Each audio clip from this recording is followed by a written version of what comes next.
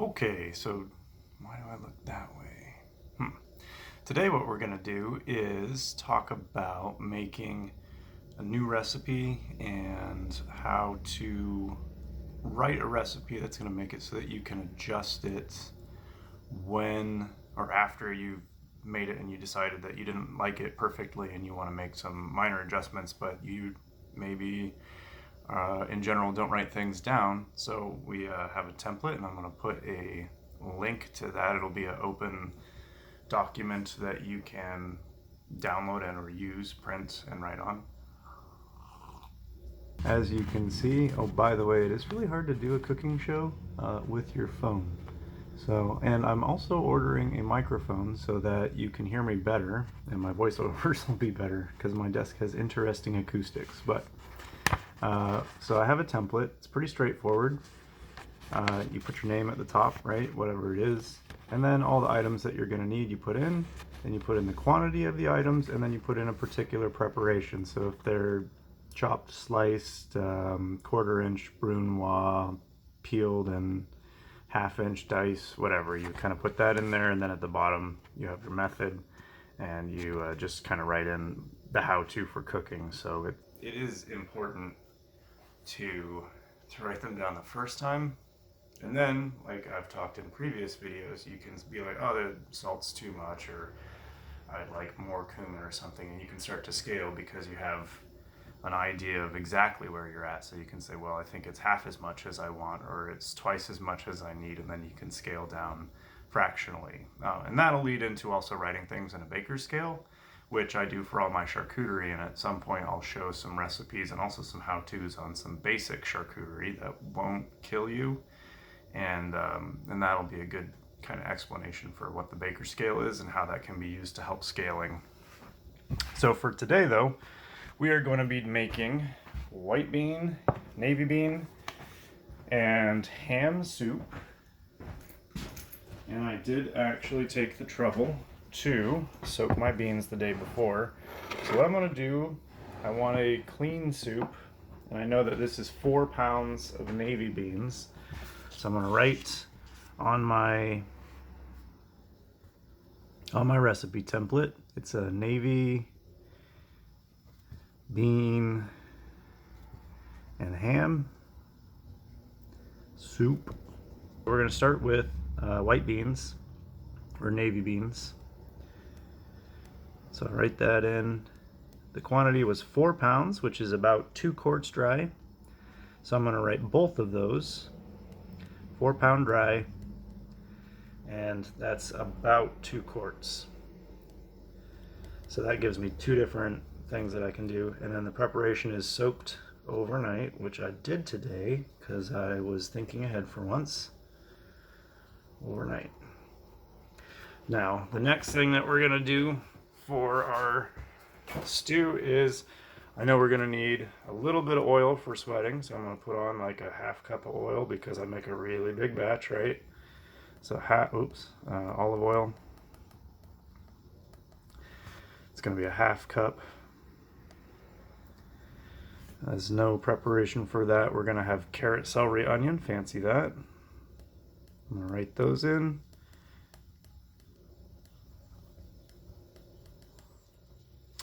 And it's going to be, quantity is going to be, I bought like a little 2 pound bag and I'm just going to use it all. So I'm going to say 2 pounds carrots, and they're going to be cut 1/4 inch, mirepoix,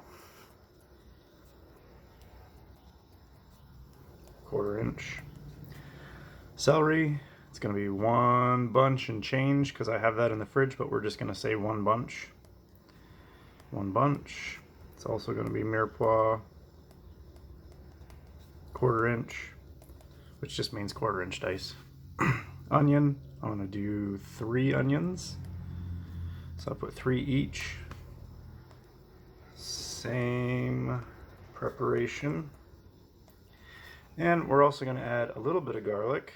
And today we bought a big bag of pre-peeled garlic so I don't have to squish garlic forever. And what I did on that was I confit it. So I'm going to actually do a film on that eventually, but you take your garlic and you have issues with it sprouting and molding on the root ends and all that business, and it's no good. It goes bad pretty quickly and it loses its freshness. So instead of letting it just sit there and mold in the fridge, what you do is you put it into a pot, cover it in olive oil, and for me, I throw a little bit of salt and some bay leaves and maybe some thyme or oregano or something. I'll make a sachet of those things, and you just cook the garlic until it gets kind of golden brown in the oil, and then you store it in the oil probably for up to 6 months, really, before it goes bad, and it stays perpetually the same. What I do with it when I go to do something like this soup is I'm going to say I want 1 cup of, and I'm going to say it's garlic confit, not raw garlic. The confit is significantly mellower after it's been cooked, so you can get away with using kind of a lot more garlic than you might if it was raw. So garlic confit, I'm going to do 1 cup. And for the preparation, I'm going to say pureed. So what I do is I take the cloves, I put them into my olive oil, and I'll actually use the olive oil from the garlic confit rather than more different, plain olive oil, because why not? The oil's there. So you use the oil and you use the garlic. It's kind of doubles your money on the flavor. And I'll just crush them in the bottom of the pot while the oil's heating up. Get them all smashed up, and once they start to kind of sweat and color a little more, then I'll add in my other vegetables, mix those in kind of like I do with the other garlic so that we don't burn the garlic confit, and then we'll deglaze it with, in this case, I'm not going to be using stock yet again because I don't have chicken stock, which is what I want, and I'm going to need to get some chickens eventually and make chicken stock, so that will be something to look forward to. But we'll be using water, and I'm guessing this is going to take about, well, kind of depends. I'm going to say water at 1 gallon. And the reason for that is we can make it as thick or as thin as we want. I want it to be a little on the thick side. But what I'm going to do is I'm going to cook my beans separately. So I'm going to start them actually right now cooking to tender. That way I don't have to overcook my carrot, celery, and onion. And I'm going to then mix them together at the end, and they'll only simmer together in the pot for maybe 45 minutes total versus, almost hour and a half cook time on beans. So we'll get them half to 3/4 of the way cooked. We'll rinse them out, and they won't thicken the stew as much, but we'll have more volume in there. So it'll be kind of like more beans, but not the pudding consistency that soups can get to when you put in too much starch that you cook in it, which is what every amateur person that makes a soup does. It turns out fine the first day, and then you're in a restaurant and you make a gallon of it, or 2 gallons or 3 gallons, and then the next day it's just thick sludge, and you have to just perpetually water it down throughout the day because it's so thick. We don't want to do that, so we want to kind of extract some of that starch so that we don't have to worry about that, so that where we finish is kind of where it will be, and we don't have to play around with it a bunch. So we're going to do that at this rate for 4 pounds dry. This is almost 6 quarts of soaked white beans at this point. That's quite a lot. So I'm going to put 1/3 of a cup to 1/2 cup of salt. I'm going to start with 1/3, and we're gonna see how that works out. And I'll actually probably end up doing that in grams eventually. So I'll weigh that out on a gram scale. And the reason for that is what I want to do is if I'm making, a 1 gallon of water soup with, 2 quarts of dried beans, I can say X amount of salt is about the amount of salt that I'm going to need for that. And then I'll just know perpetually, like, this amount of liquid, this amount of dry beans. The vegetables are kind of irrelevant. We're not going to consider them, which is why baker scale is useful, is we can look at kind of just target things and scale our salt to those target things. And then we can make very fine adjustments to fix it if it's light, and they'll be usable across the board. So that's one of the benefits of writing down specifically what you're going to do before you do it, thinking through it. And like some things don't really matter, like the carrot, the celery, the onion, the garlic, they don't matter. The olive oil, it doesn't matter. You know, any of your spices kind of don't matter unless you're really looking like you're putting in various kinds of chili and you go, oh, I want a little extra, you know, chili flavor. Then you can say, well, the heat, or the Scoville, if you want to be technical, was it was half of what I wanted. So we know that we're going to double that particular chili, or you can scale that really easily and make fine-tune adjustments that will perpetually be correct once you decide what it is you like. You'll never have to think about it again. I'm also going to put in black pepper. And that is about that. I was thinking about getting some mustard greens or some watercress. Both are things that I'm really interested in putting in. Not interested, but I would like to. I want to eat them. So I'm interested in putting them in. You don't need to, and I can get them at any time and add them in. They're both really quick to cook, and they both add peppery flavor. So I will be probably getting some later this week of something. I also thought about getting kale, but I put kale in everything already, so I don't want to show necessarily another, well, here's a soup with kale in it, because you can, but you can. So if you're growing kale in the garden and you always have kale, put kale in your soups. It's not that complicated, and eat more kale.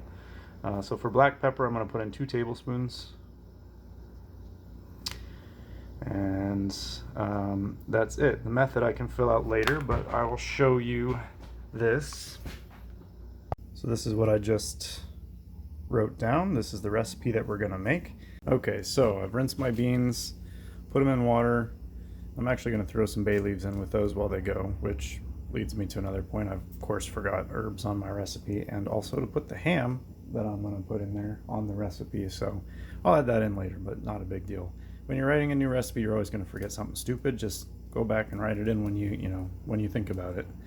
Or if you finish the recipe and realize that you forgot it, you might find that it's just fine on its own. But if we're doing navy bean and ham, we probably need some ham. So anyways, I want to point out that the water in here has nothing to do with the gallon of water that we're using to make the soup. So we're going to cook the beans separate from the stew, drain the beans, and throw this water away because I don't want it to thicken the stew so much. And then we're going to add in a gallon of water to the actual stew or soup, and mix in these already cooked beans so they won't soak up really much of that water. So that's one of the things we don't write in the ingredients list on the recipe, but in the method we're going to say, in a separate pot, cover beans with double their water, double their volume of water, and cook until they're almost tender, and then drain thoroughly. So that's going to go into our method. So this is not the 1 gallon that we've written as an ingredient. Okay, so here's my pile of veggies that I'm going to use, and my garlic confit. And I'm not going to show you cutting it all this time. And here's a pro tip. If you want to avoid making messes, basically any liquid that you're cooking, it's probably going to get a buildup of starch and proteins and various things. And so as it's coming up to a boil, you can skim those off. So in stock making, we do that very, very regularly. But if I'm doing beans as well, and I don't necessarily want it to boil over and make a mess like it just did, just skim that foam off when it gets up there. And then we're going to adjust our temperature, or I already did adjust the temperature, but adjust the temperature so that it doesn't roll so fast, and that's going to decrease the buildup of scum. And now we have a clean pot, so it's not going to boil over. It'll cook nice and gentle without making a mess. Okay, so there's our bowl of brunoise and our confit garlic. So we're just going to start taking the confit garlic over to the stove in the most horrible way possible, as per usual. And I'm just going to take a ladle of that. And this ladle is 4 ounces. So I'm going to do 2 good ladles of it.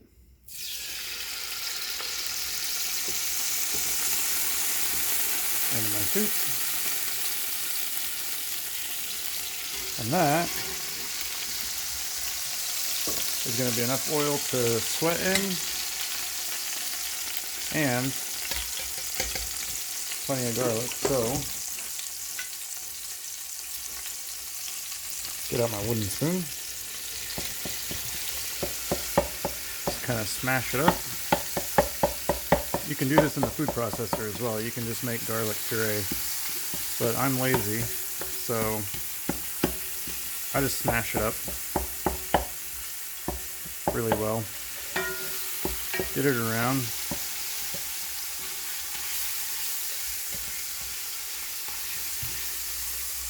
And it's going to dissolve as the stew cooks, so you're not going to run into super large pieces of garlic, so long as you can break them so that they're not in a whole clove form. So we just want to make sure that we get them all smashed a bit.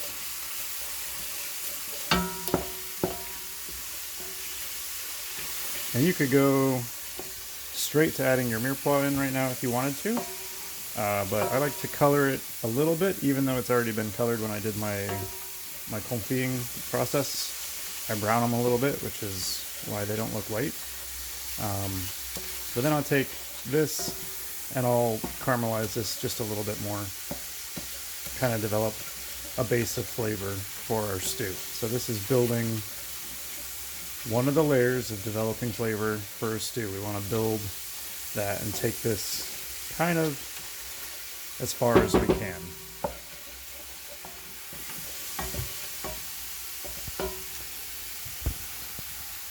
So we'll let this go for a second.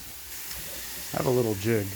I'm going to hopefully get it set up so that I can put my phone in it and hold it, well, put it in an area and set it with more control than hand holding it. So that'll be on my list of things to do before too long. That and get a microphone so that I can have better sound fidelity, because it's terrible. And I know it, so you don't need to tell me. Or you can, it doesn't matter. So that is looking pretty good to me. Starting to stick into the bottom of the pot. I'm going to actually raise the temperature a little bit. We got kind of medium high.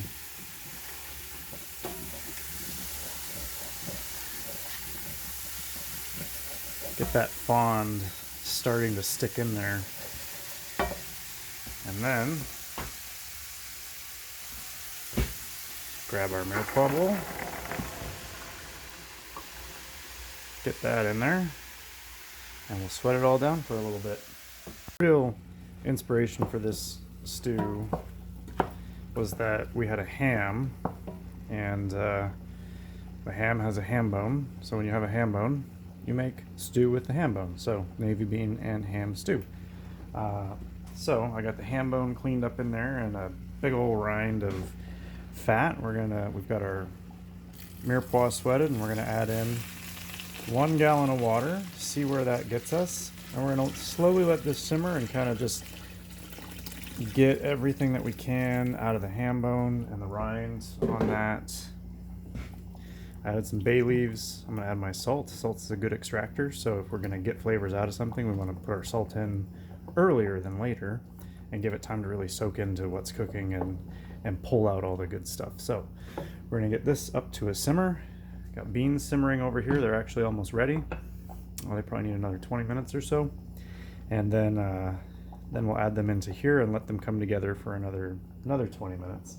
And in the meanwhile, I'm going to dice up the ham. I don't throw the ham into the soup right away. We want to get the flavor from the bone and from the rind, and then put the ham in right towards the end so that we don't just cook it all to death and make it dry. It will be dry even though it's in soup. And then additionally, we got this big old rind, which is basically a big piece of fat. That's going to create a lot of fat layered on top of the stew. So we're going to also be, as it comes up, skimming off all of the foam and scum and fat as we go. So when we finish, even though we had this fat, we're going to get flavor out of that fat into our water, but we're also going to take all the fat back off the soup and get rid of it. So we extract the flavor from it as much as we can, and then we skim it out and throw it away so we're not eating a greasy soup. So this is how you get the most out of your ham bone. And I'll leave the bone in. I won't leave the rind in because it'll probably fall apart. Maybe I will, we'll see. But it'll be just kind of like slimy pieces of congealed fat, membranous fat. So it's not really ideal to leave the rind in and have somebody accidentally eat that. But the bone, obviously no one will accidentally eat because it's a little bit big to fit on, you know, your dinner spoon. So should be pretty easy to avoid.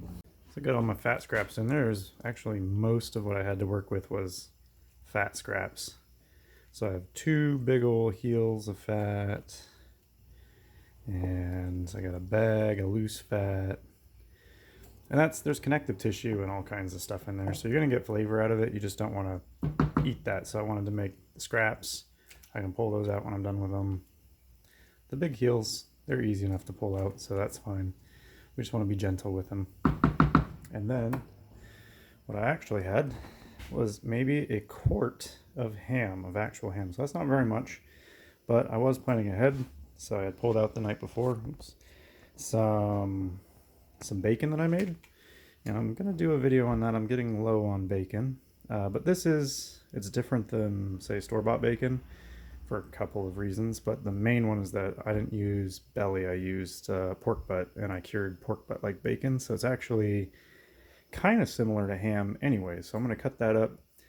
I was thinking about browning it, but I want this to taste cleaner, so I'm not going to brown the bacon. I'm just going to throw it in with the ham, and it'll function like ham. So that's going to be the meat of the stew.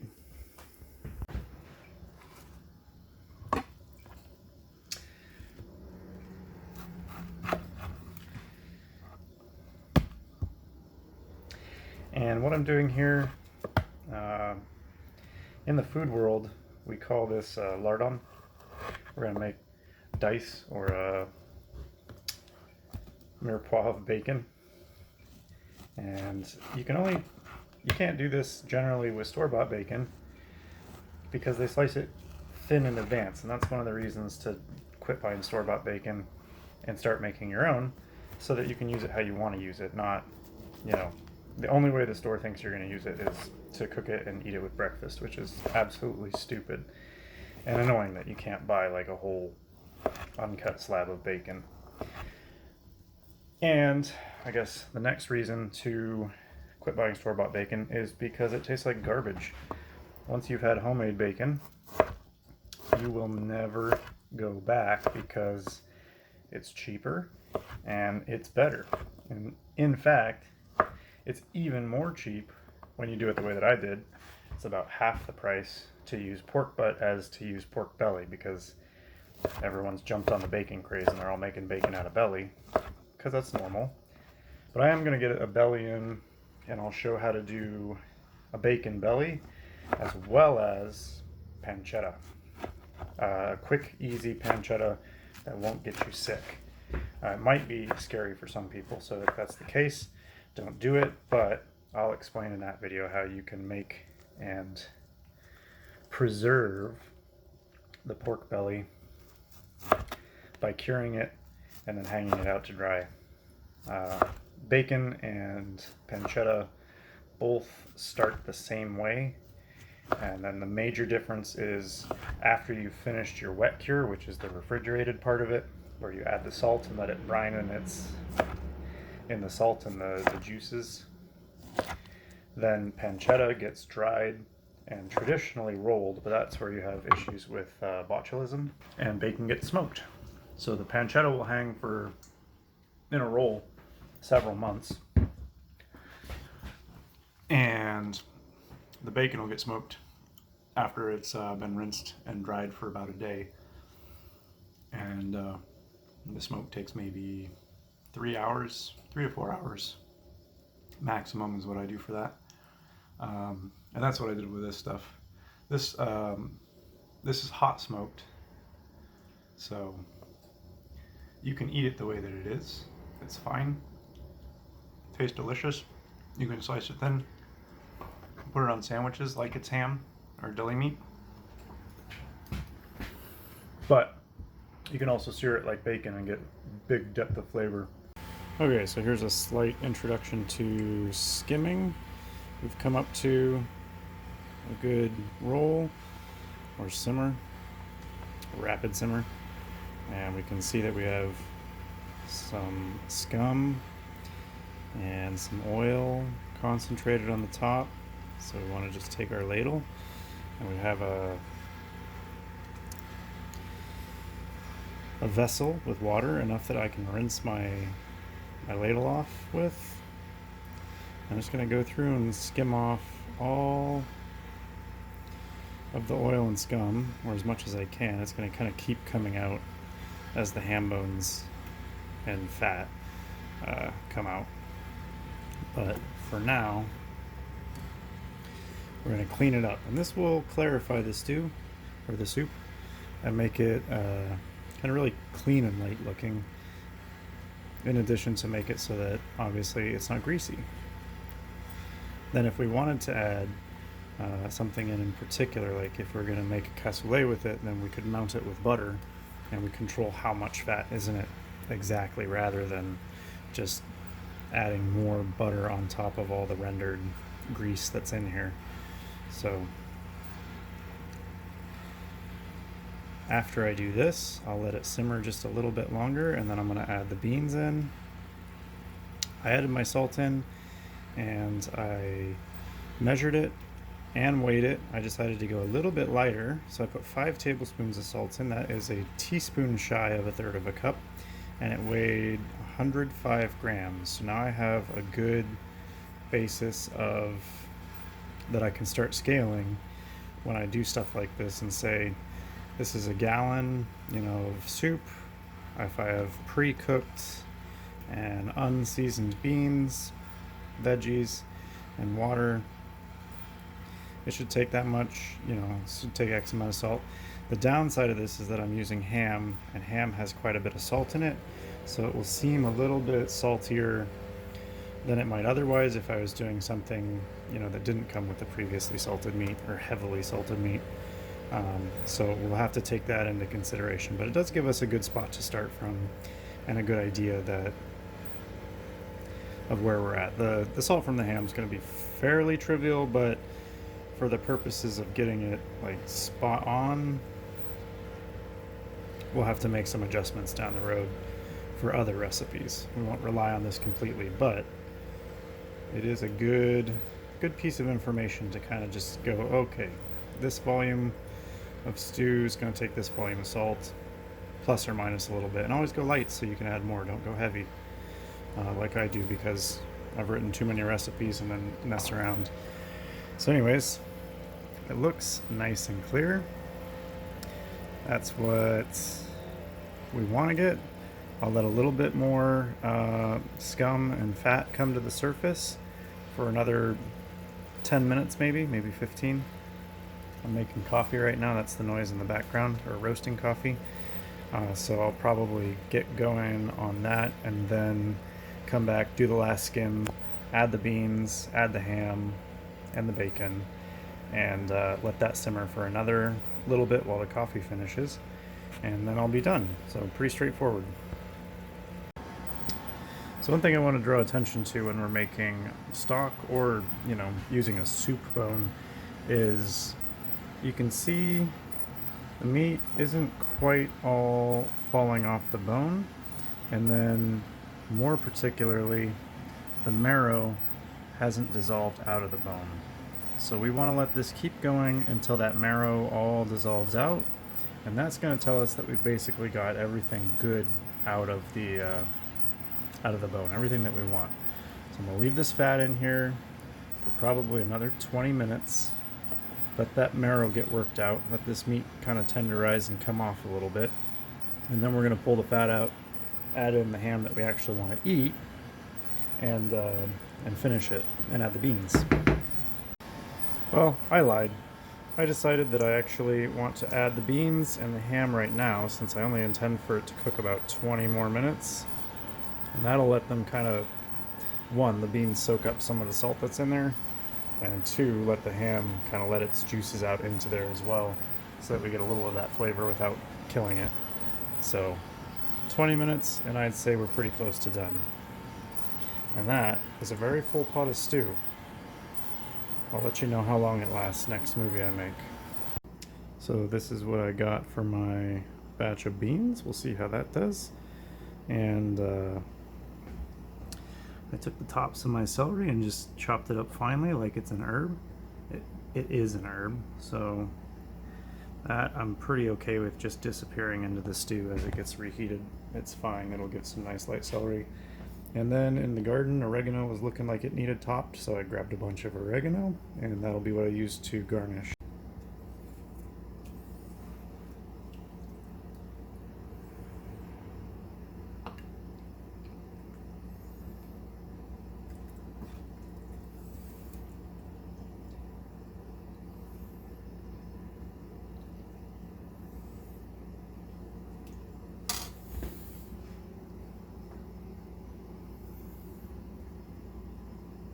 You can't really use too many herbs.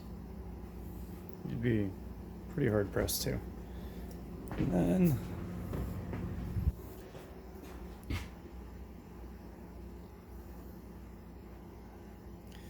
get some olive oil in there. It's clear broth. It's nice. It's light, but it's also filling.